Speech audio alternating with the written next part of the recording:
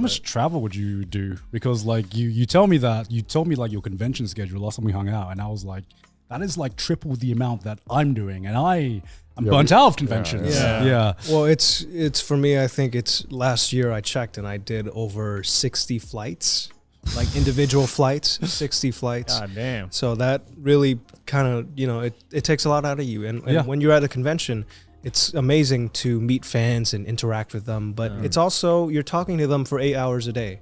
Yeah. And I personally, on my own, I'm a very quiet person. I don't like to talk a lot. But in social situations like this, or when I'm at a show, or when I'm in the recording booth, I have to turn it on. Yeah. When you turn it on, you're actively wasting away at your own social energy. Yeah. And it's like a balance that sometimes you can't maintain. Right. Because if you're always performing, you're never going to have time to recoup that energy and kind of get it back up. I think, obviously the one thing that I would say is that if you say that the production is really tight, and that's obviously a good reason, but I think that there's always a worry that you might fall out of passion with it, right? And that's a scary thing, because I feel like you don't know you've fallen out of it until it's too late, right? Well, I've felt that brush me many times. Yeah, it's scary. It's a scary thought. But I think the one thing that has kept me going is always, luckily in this line of work, sometimes, like maybe once a year or once every 2 years, something happens that flips your perspective and kind of refreshes you. And I was very lucky to have something like that happen 2 times recently, where I'm like, I still love this, and I still like to do this. Like that sounds intense. That sounds intense. Yeah. I'm like, I go out for a nice meal, and I'm like, I'm ready. I'm back in. For me, I'm like, I'm so tired. I'm so tired. And then something has to happen where I'm like, you know what, this is fun. And again, it's so easy to get jaded, but of course, at the end of the day, I can say all this. I can say I'm tired. I can say I'm burnt out. At the end of the day, I wouldn't give it up for anything. Yeah, because like I recognize the what I've been given. Yeah, and I recognize the abilities and the accessibility and the opportunities that I've been given. And it's, again, not something anybody gets to come by. Man. Yeah, I literally grew up in poverty, and to be where I am now, where I don't have to worry about rent, and I can just live comfortably and just pursue my passions and turn projects down or do this and that. It's like, never would have thought, Yeah, I mean, being able to pick and choose is like the biggest honor of all. Yeah, it's once you get there that you're kind of on a different level. At the same time, you are still human, though. That's true. You have, we have all been given like a wonderful opportunity. It's like a support group. Like, Alex, come on, man, take a break. Come on, man, take care of yourself. We have all been given a wonderful opportunity. Burn out anonymous. And I think in a sense, it's normal in our position to feel guilt for being like, I am not the most like humble I could be, or I'm not like the issue is that what we all do, all of us do, is so grand, and it's so like it's fucking insane is what it is. It's like not an opportunity you get ever, and it's a dream job. It's a dream job. And so it can feel, we can all feel guilty for being like, oh, I'm so tired, or I'm burnt out, because we know that other people struggle more, and we recognize that. But like you said, at the same time, we're also human, and we're also allowed to feel sometimes when we're kind of burned down. But obviously, it's hard not to be like, I'm not, I can do more. Everybody else is doing so much more. Everyone can always do more. Everyone can always do more, but I can go lift more. I can exercise more. But I don't. And instead, I play games. I think being human is accepting that part of yourself. I mean, like, yeah, sometimes you do got to order some food and just play video games, and not do the thing you should have. There's always the things you should have done, but So have you even had a chance to like play or watch the projects that you're in, considering? No. How long did Persona take? Yeah. That was recorded a while back. Okay. But how many hours of yapping? Oh, but the main character doesn't. You play the main character, and the good thing about the Persona games is the main character doesn't talk as much. That's true. Yeah. But there is a spoiler to this. Close your ears and eyes. I'm playing it right now. Okay. I mean, I finished it. So I don't play just the main character. Yeah, in Persona 3. Tell me when it's over. I play like 4 or 5 characters. Yeah. Okay. So it's different voices for them. It's all thematically do it connected. even more. So it's more than any other protagonist, really. Yeah. Wow. You're done? Good. You're good. But the process of recording the game, the funniest thing is that I have all this stuff coming out now. Yeah. And everybody's like, how the fuck are you in everything right now? It's like, it's just like, because it's like Aleks again. So everybody's like, what are you doing? How are you in so many projects?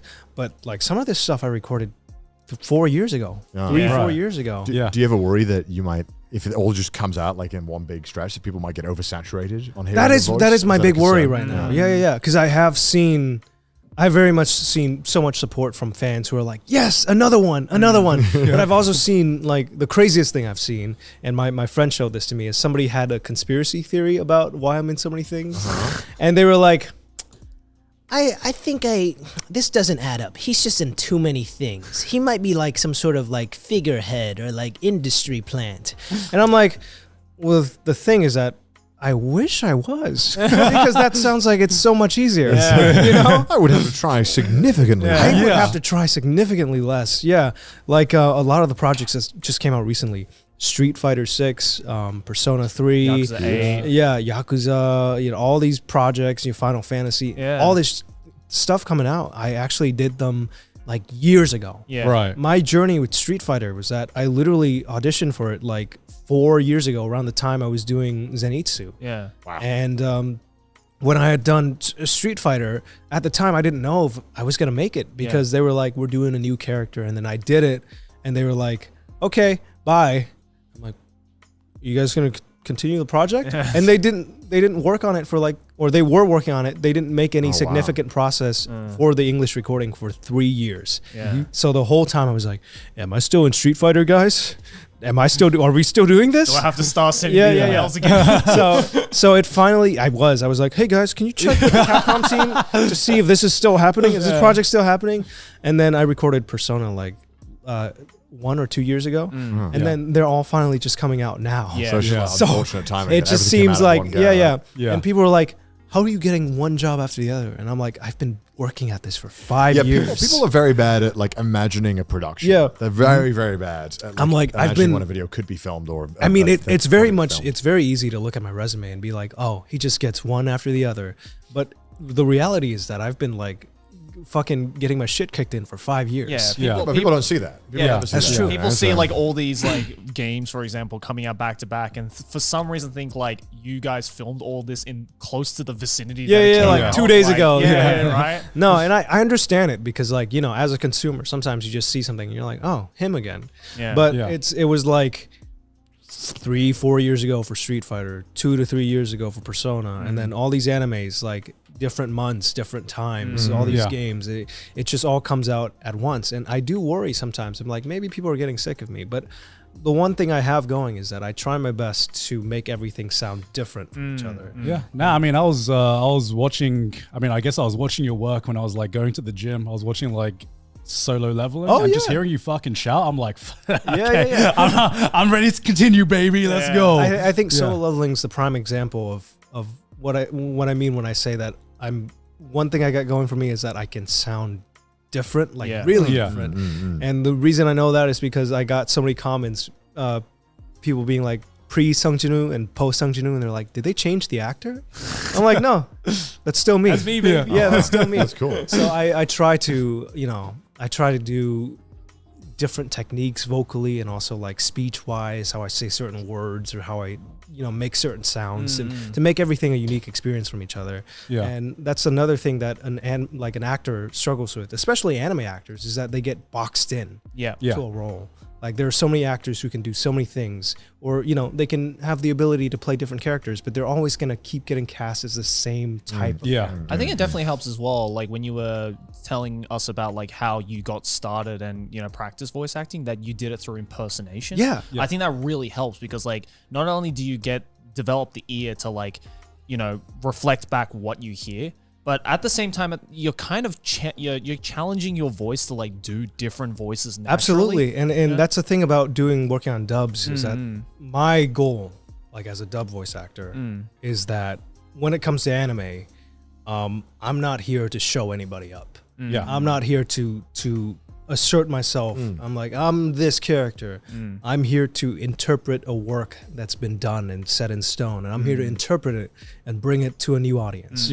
My goal is always to make sure that I channel their passion, their efforts, and their dedication, so that audiences who can't understand or don't have the ability to enjoy that medium to the fullest potential, that they have the same opportunity to take that information in a different way, to honor that character and also honor the seiyu's performance. Because I'm a huge seiyu fan as well.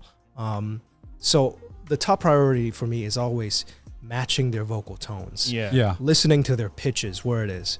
Everything I want to do, I try to do it to a T. Like where it's like vocally, if you listen to it, you're like, that's the same guy in 2 different languages. And again, I don't want to assert myself over anything. You know, on all of these performances, I don't want to change. I don't want to lose anything in the language barrier.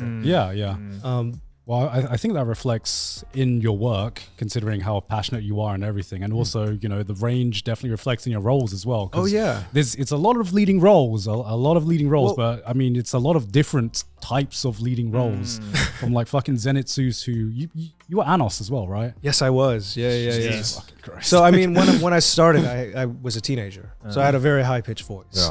And I remember seeing a trailer for a show I was super into. It was a manga that I loved, Dorohedoro. Hell yeah. Oh, hell yeah. I saw that. I saw they were making an anime. And I was like, that's so fucking sick, man. I would love to be Kaiman, but I sound like a squeaky little kid. So maybe one day. And then the auditions came around for him. You're like, fuck it, I'll try. And I was like, I gotta try. I know this isn't for me, but I gotta try. And so I did this growly monster voice.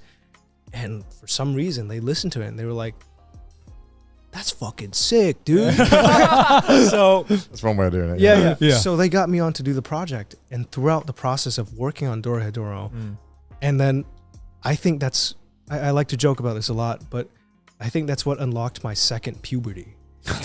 Because before that, it's like a forced puberty. Before that, I was only able to do like high pitched voices. I was only known for like Zenitsu or like you know, screaming like high pitch. And then when people heard me do Kaiman from Dorohedoro, they were like, "That's the same guy." I'm gonna be real, bro. I'm finding out now that you did Kaiman. Kaiman in Dorohedoro.